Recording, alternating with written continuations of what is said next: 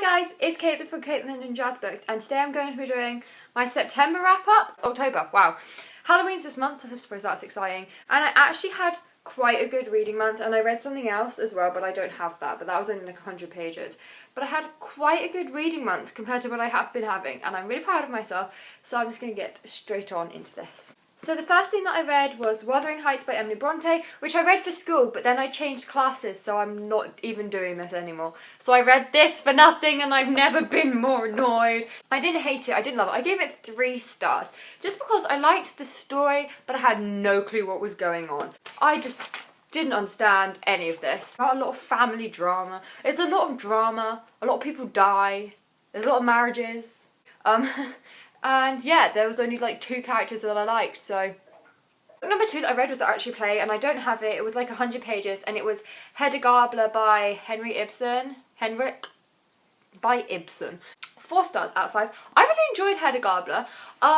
Like the storyline's really good. Hedda's a bitch. Every other character's quite nice. It ends drastically, and I want to see it, and I think I am, so I'm looking forward to that. But I'm studying that in my drama class at the minute, so I had to read it, and I read it, and I liked it. And the next book I read was a brick, but that was Empire Storms by Sarah J Maas. I finally read this. I've had this book for so long. It's 690 pages, 680 pages.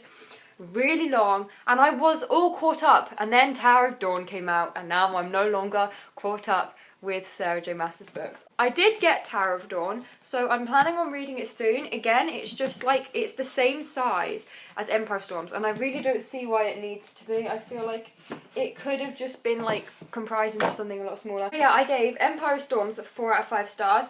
The only thing I would say is because there's now so many characters' point of views that for the first half of it, it didn't even feel like Selena's story anymore. It just felt like it was like other characters were the main perspective, and then she was there.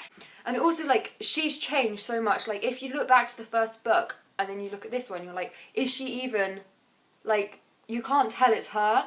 One ship which I did not like whatsoever, Dorian, oh crap, Dorian and who he is with in this book, didn't like that. Don't know where that came from. It felt very forced. He was acting very out of character with it, and it was really weird.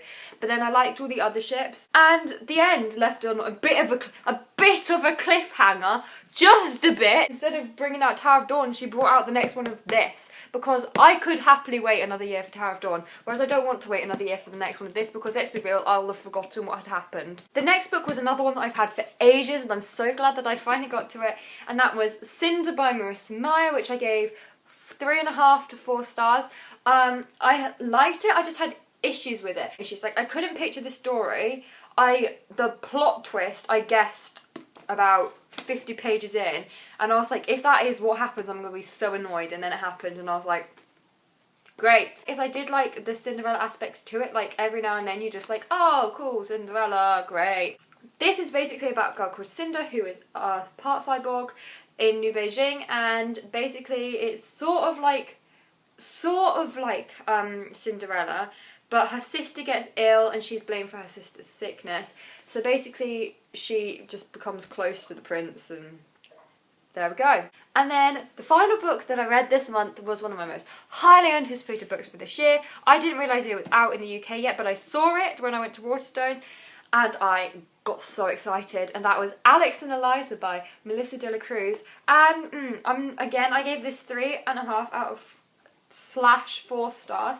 I'm not sure if I liked it or not. It felt very juvenile, and also because obviously they're historical figures, it feels weird like having this book about them, which is sort of, it feels very fictional. It felt weird. Also, the fact that she just referred to him as Alex really annoyed me. Anyway, yeah. And it did say that this isn't what happened completely. This was like her interpretation of it. But yeah, I was very scared that they were going to kill him at the end, and I was very scared that they were going to do the Mariah Hamilton affair. They didn't. So in the musical, their first meeting and marriage happens in the same song, whereas this, it's a 300-page book, and that was the last book that I read this month. So yeah, thank you guys so much for watching. Make sure to leave a like, comment and subscribe if you want to, and leave in the comments what you read this month and what your favourite book was that you read this month. Thanks for watching. Bye guys!